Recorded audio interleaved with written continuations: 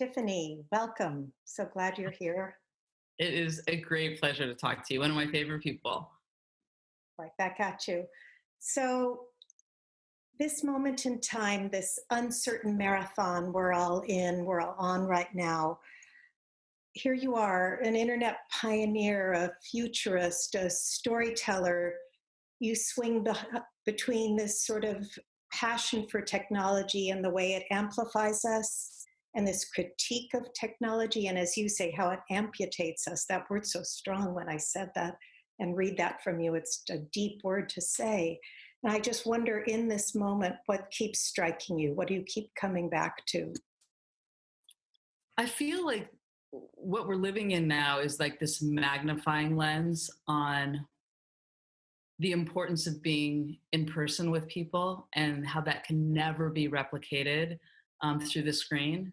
And then how powerful the screens are to connect people all over the world, to share information, to make things, for connecting. So it's this, I think I always feel this wrestling, this dual, when does technology make things better and when does it make things worse? And I think all of my work, there's always a thread of that from the early days of the Webby Awards, kind of critiquing the web, just as I was celebrating this early medium, through all of our films, because I think ultimately, I'm interested in that wrestle. I mean, I think that's very Jewish.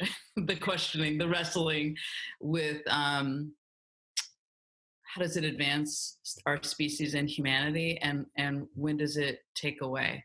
So I think this is just there's examples every day where even looking at you right now, like I wish I was making eye contact with you and I'm trying to stay focused on the camera, which feels so awkward because I want to be looking at you, but then I will be looking off. And as a filmmaker, the camera, it's all about the gaze. But that's why I think these are always slightly I mean, it's so wonderful that we're able to do this gathering for Dawn and so many of these Zooms, but what can it not replace is you and I sitting together having this conversation. The other through line I keep seeing in your work is this beckoning, this call out to the public. To Terry Tempest Williams, the writer, has this quote that I keep coming back to: collaboration is the only way forward. And I would say that your work is so, you are ever beckoning, ever reaching out, ever in collaboration, whether it's with your daughter in a kitchen or it's the entire epic global civic action. And I wonder about that part of you. What's that reach? Yeah, first of all, I love that quote that you said. I got chills. I feel like on some of the biggest issues that we're facing as a species and where we are right now can only be answered with everyone's different perspectives. That my answer is going to be very different than someone's answer in China or Italy or Africa. And it's through the combination of responses that I feel like we get to the essence of the response. So I make these films at my film studio we call Cloud Films, and we started doing them about 10 years ago, where it is like a call and response. Like, what is a question I'm struggling with? And I'm going to put it out. And I usually use the web and social media to ask the question. And everyone sends me videos back on their phones. And that's very exciting that people can film themselves without a crew. That was a really interesting moment when that happened. But, you know, I'm making this film right now about the pandemic. And the 3 questions I've asked everyone is, what are you most scared of? What are the greatest acts of creativity and kindness you've seen? And what's the best that can come out of this? And the responses are, there's commonalities, there's differences, and they're the whole spectrum and the kaleidoscope of the human experience, which is what I'm always trying to put my arms around. And I feel like there's no way I can do that. I can help pull the lens on it, but I love doing these call-in responses. It's very exciting for me. It's like this, I'm just like putting it out into the ether, and some of the responses, I would just say, bring tears to my eyes. And I don't only make films that way. That's like kind of a whole suite of films, but they're always very raw and exciting to me. And it's the best of the web. It's like what I love about the web is that I can do that. I can just be sitting here from my computer and ask a question, and I get humanity rushes towards me. And then we edit it into a movie. And I like to make short films. I feel like it's the ultimate creative challenge to try to condense the complexity of the human experience into this short film. So most of my films, most all of them except for my one feature doc, Connected, are shorts. I love that challenge. Describe a few of the other shorts for people that might not know about them. Just paint a picture of that. Okay. Let's see. I had it's like, um, okay. I had an original series called "The Future Starts Here," which had 16 different episodes, and I explored everything from creativity, neuroscience, um, the web, parenthood, and then I made a feature documentary called Connected that looks at like the history of connectedness all through told through also interweaving my own personal story. And most of my films has some weaving of my own personal thread in it. I used a lot of original animation, and a lot of call and response from people. I also made a film called The Tribe, which looks at American Jewish identity through the history of the Barbie doll that I wrote with my husband, Ken. And that film, it's been really fun to see how much that still plays, however many years later. And I used to make a lot of short films for the Webby Awards. So when we had the Webby Awards, like at the San Francisco Opera House or at these different theaters, I would always make a short film to try to capture the essence of how technology was changing us and what it should change and what it shouldn't change. That's the through line for sure. The other thing I think about reaching out to others and saying, come make this film with me. I wish we were in a time where our government was turning to all of us and saying, what you can do now in this time is plant a victory garden, is tell your story, is go find out all the elders in your neighborhood and come by and visit them, create a schedule, laying out a template. And I Yeah. feel like in part what you do in turning to people and saying, tell me what's going on, what's the best, what's inspired you, what are you most afraid of, that the act of people telling their own story is somehow helping them get through. It's a participating in an arts project, but it's also people digging within and finding out what they're made of, what they're observing.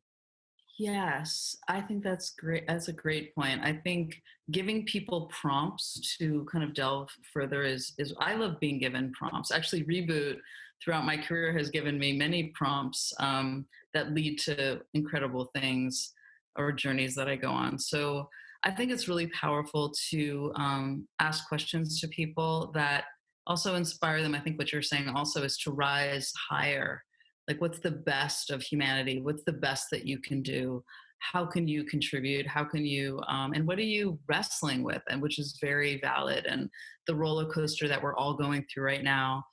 And I had this really interesting kind of couple months like everyone, but I just premiered this show at MoMA in New York that I worked so hard on, and it was the culmination of so much of my work. I call it spoken cinema. And it was, again, all these ideas we're talking about. When does technology amplify? When does it amputate? And it premiered February 15th in New York, this packed theater, which would never happen today. And I thought that was going to be how I was spending the next years of my life, was touring this show. And then the pandemic happened, and quickly adapted like all of us. And I make bread every Friday, anyways, with my daughters for Shavuot. We make challah, and so we decided to start making challah on Zoom.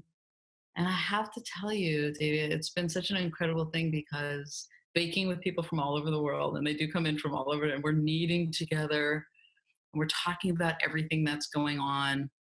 And again, I think it's this prompt of like, let's make bread together and talk about the bigger issues. Like, it's a little bit about baking, but it's a whole lot about everything going on. And Kitchen stories are some of the most powerful. you're They really the are. great example of that. Thank you. Yeah. So I think it's like, how can we come together, and especially in such a divisive time in our country? And I'm always looking for the connective tissue. What connects us? Instead of what divides us. Although I make a lot of make a lot of activist films too. I've done quite a few films for Planned Parenthood, and I'm really hoping to help in any way I can to change our administration, which I think is lacking any leadership right now and a coherent narrative. And we need stories to get through this and a narrative on what we need to do and where we need to go. And the whole time, this whole period, I felt like there was this movie playing out in different acts in different parts of the country and different parts of the world. And we really should have a director helping us through this movie. And we have no director in the White House. So looking forward to hopefully And helping bad lighting too.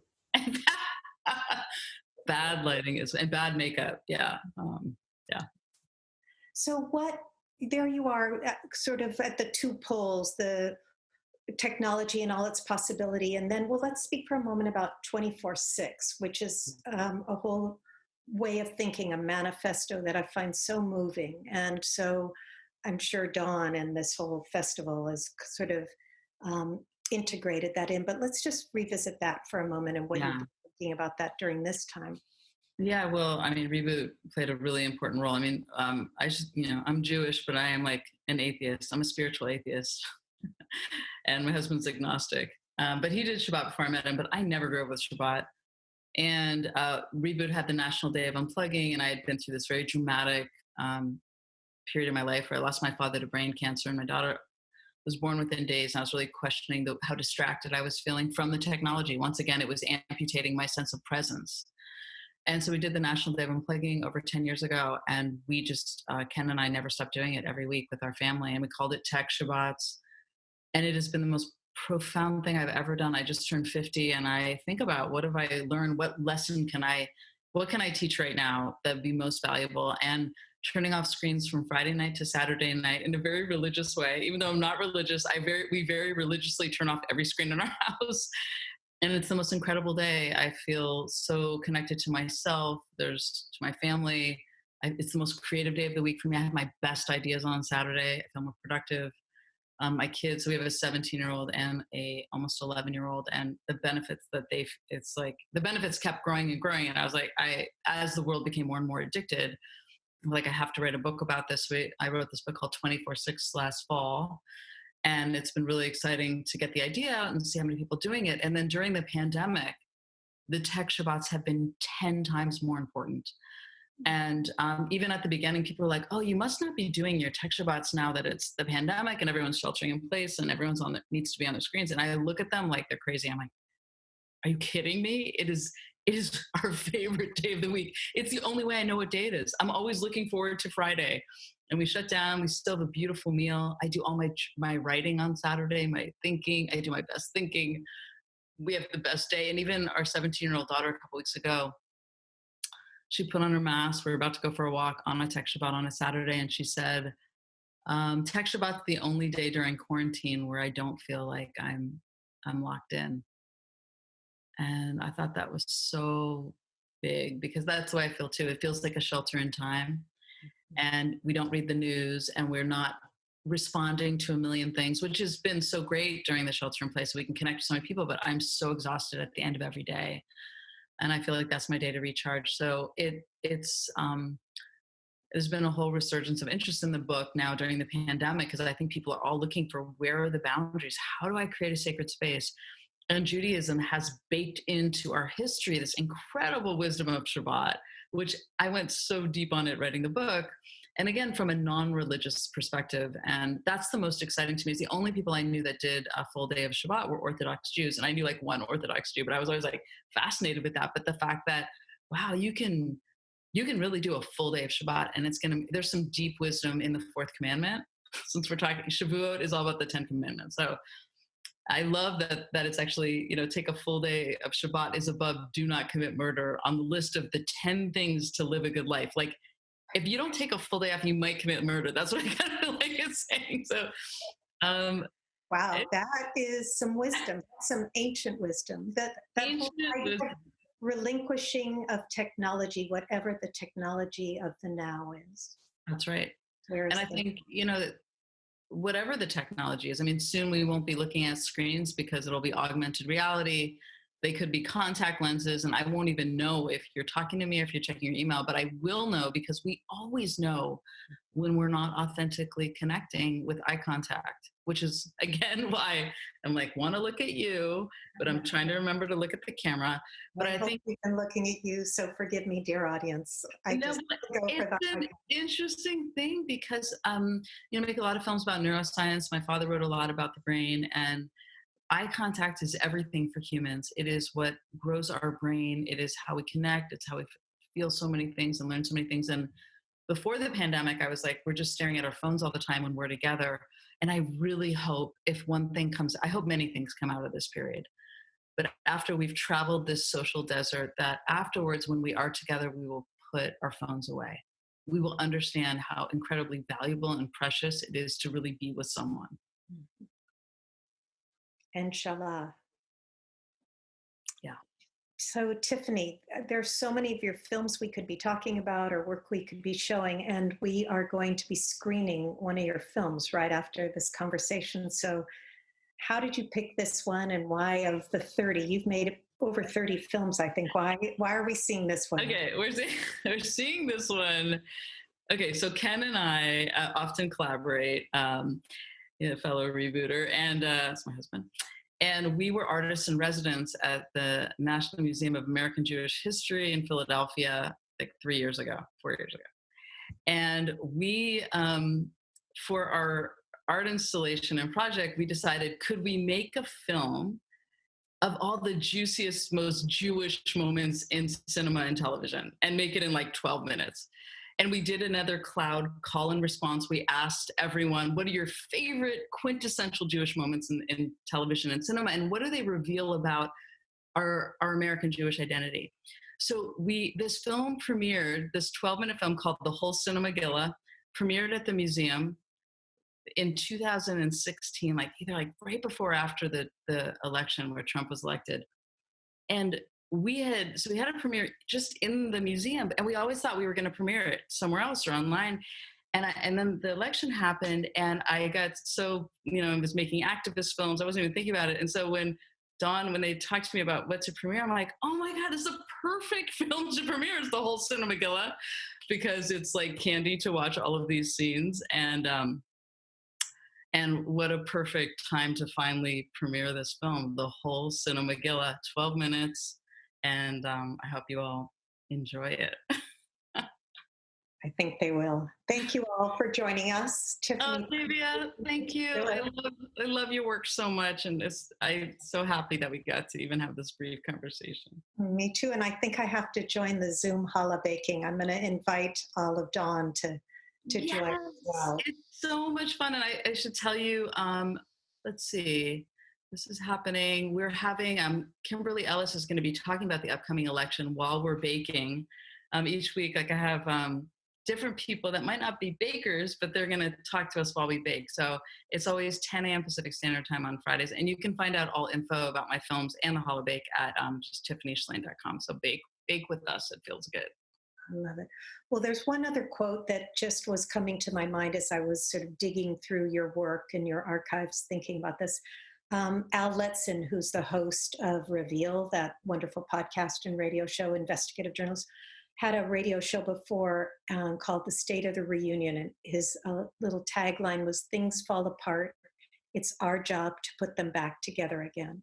Mm. And I do feel like that's this sort of undercurrent in this thread in the work you're doing. And I just invite the festival to be thinking about that. It's our job to put it back together again.